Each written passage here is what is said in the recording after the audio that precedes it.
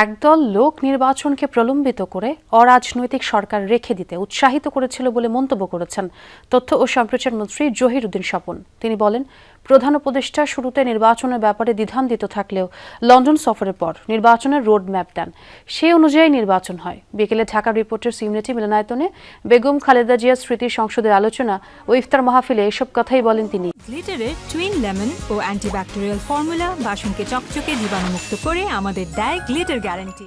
তথ্য ও সম্প্রচার মন্ত্রী অভিযোগ করেন, নিয়ম বহির্ভূতভাবে অরাজনৈতিক সরকার নানা ধরনের চুক্তি করেছে। জহিরুদ্দিন স্বপন বলেন, প্রায় 2 দশক আগে জোর করে বিএনপিকে ক্ষমতা থেকে নামাতেই 1-11 করা হয়েছিল।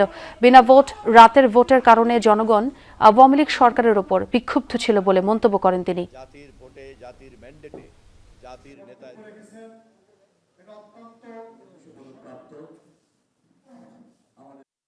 নির্বাচনবিহীন পরিস্থিতিকে প্রলম্বিত করতে চায়, অনির্বাচিত সরকারকে প্রলম্বিত করতে চায়, জনগণের মালিকানাধীন সরকারের সমস্ত ধরনের ক্ষমতা তারা অনির্বাচিতরা কুক্ষিগত করে ভোগ করতে চায় এবং কখনো কখনো দেখলাম বিভিন্ন রাষ্ট্রের সঙ্গে তাদের এখতিয়ার না থাকা সত্ত্বেও তারা চুক্তিতে আবদ্ধ হতে শুরু করেছে।